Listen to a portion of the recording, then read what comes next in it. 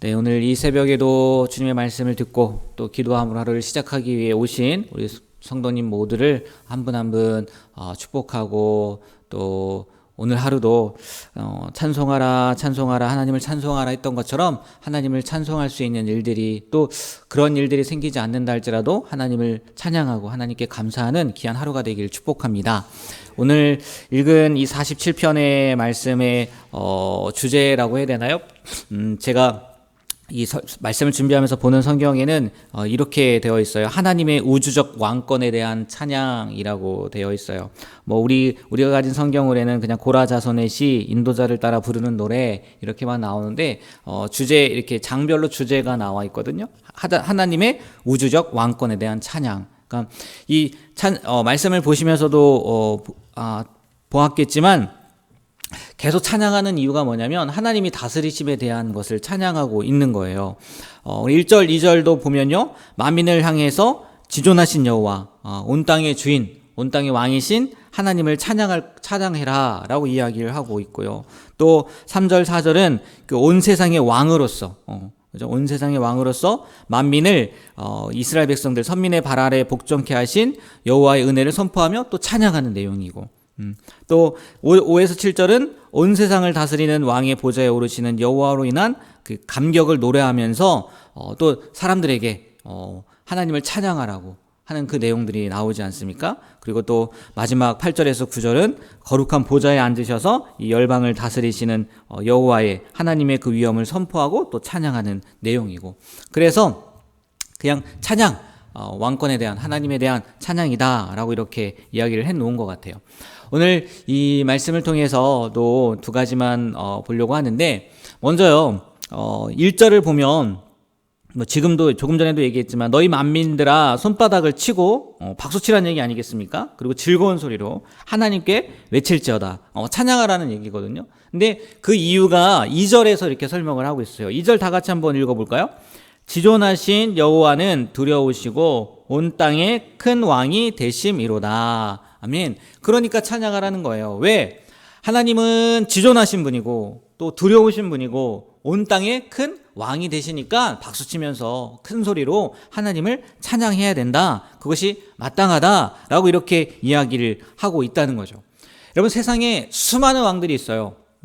지금은 왕이 아니라 대통령이라고도 하고 그러겠지만, 이 당시에는 수많은 왕들이 있었단 말이에요. 그리고 그들이 다스린다고 하겠죠. 그러나 우리가 알다시피 그들은요, 그냥 세상에서 왕이지 진정한 왕은요, 누구라는 거예요? 하나님이시죠. 예. 왜요? 이 당시의 왕이라면요, 그 왕의 뜻대로 다스린단 말이에요.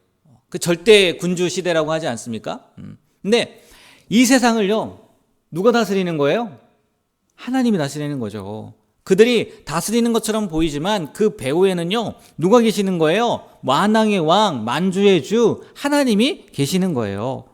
그래서요, 성경을 보면요, 그런 얘기가 많이 나오죠. 하나님은 세우기도 하시고 패하기도 하시고, 그렇지 않습니까? 흥황하기도 하시고 멸망시키기도 하시고. 우리가 만왕의 왕으로 모실 수 있는 분은요, 하나님 한 분밖에 없다는 거죠.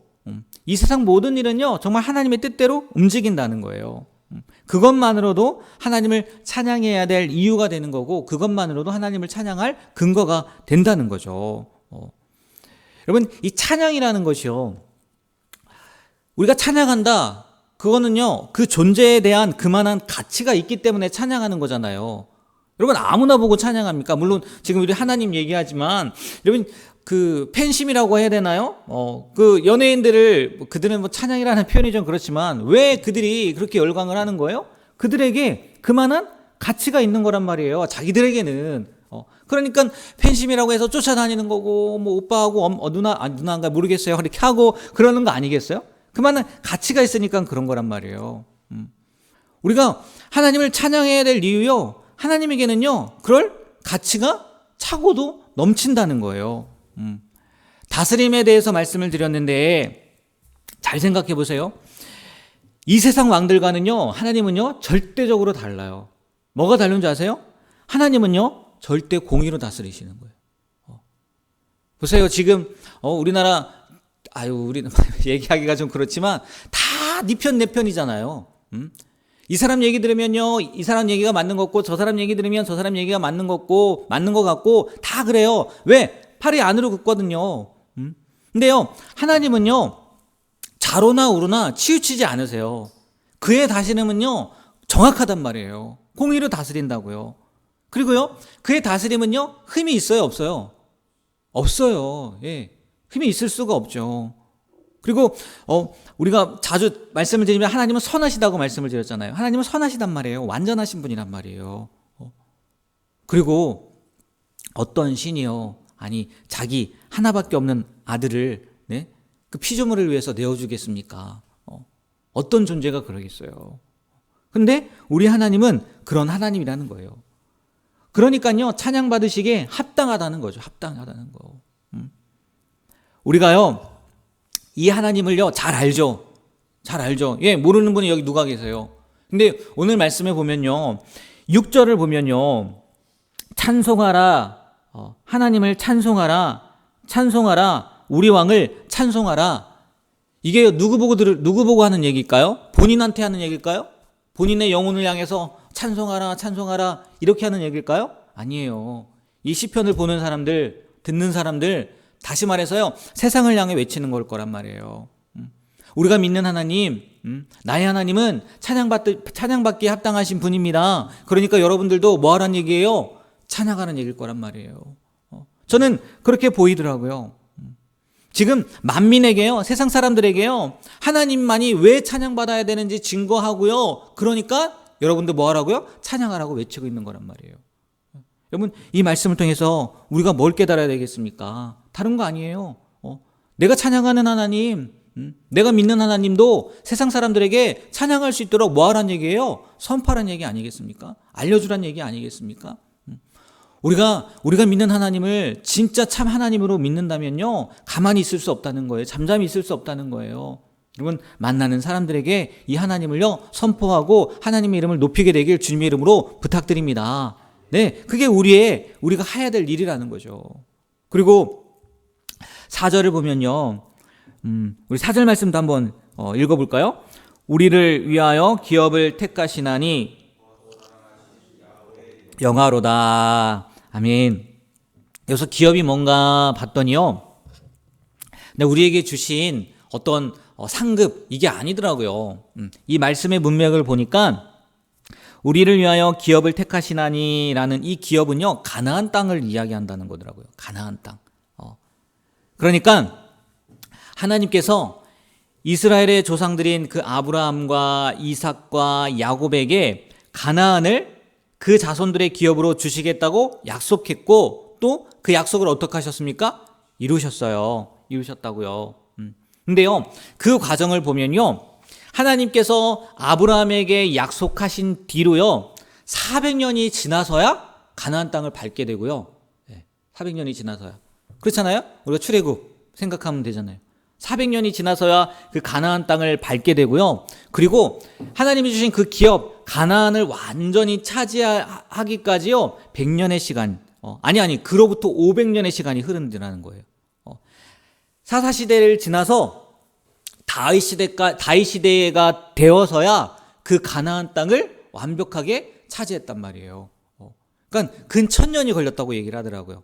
이 가나안까지 400년, 그 다음에 가나안 정복 시대까지 400년, 그리고 다윗 시대까지 500년에서 근 900년에서 1000년이 지난 다음에 그 기업을, 약속받은 기업을요, 받았다. 이렇게 이야기를 하고 있는 거예요.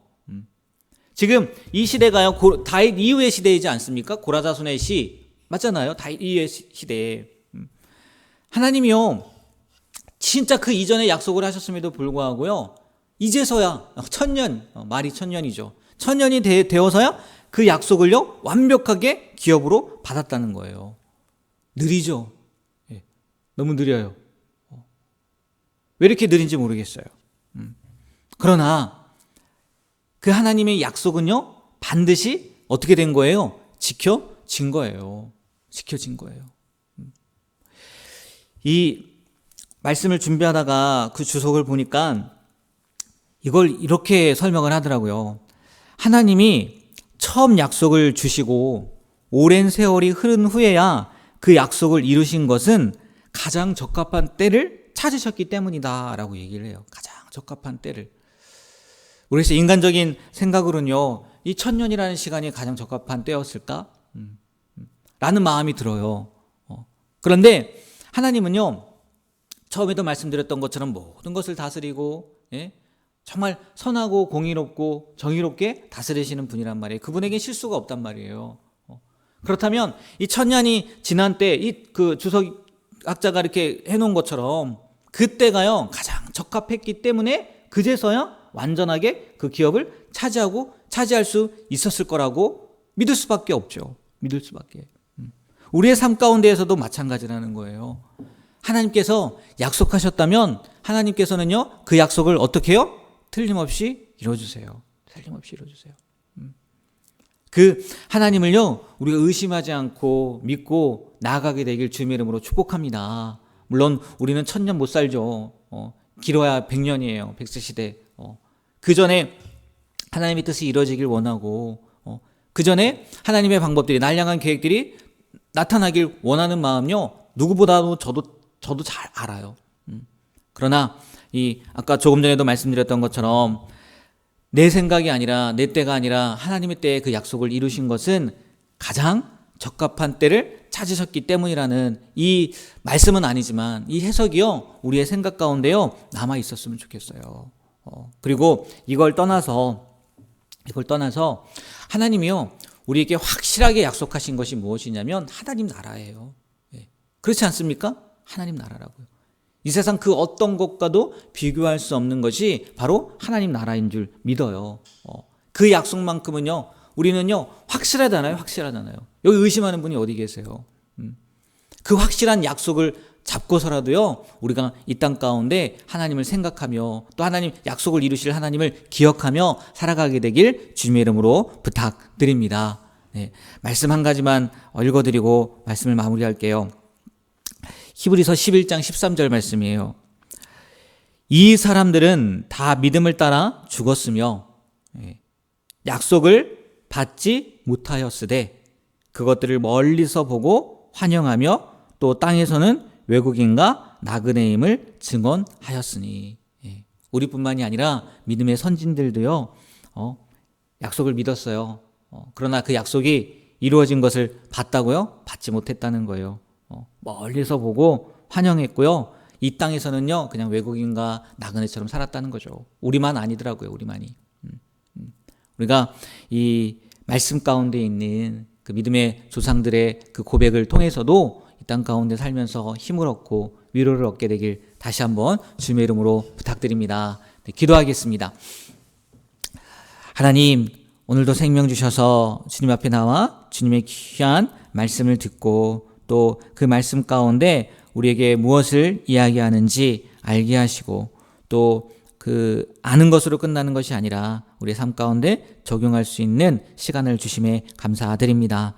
하나님만을 찬양하게 하시고 또 하나님의 약속이 더디다 할지라도 하나님은 틀림없이 약속을 이루시는 분이라는 것을 믿고 이 세상에서가 아니더라 할지라도 우리에게 영원한 하늘나라가 준비되어 있다는 그 약속을 믿고 이 땅 가운데에서 나그네와 또 객으로 살았던 믿음의 선진들을 따라 우리도 살 수 있는 그런 귀한 은혜, 귀한 용기, 또 귀한 능력, 아버지 그것들을 우리에게도 허락해 주셔서 이 땅 가운데에서 하나님을 찬양하고 하나님을 선포하고 하나님을 나타내는 그런 귀한 삶을 살아가는 우리 모두가 되게 하여 주시옵소서. 예수님의 이름으로 기도합니다. 아멘. 우리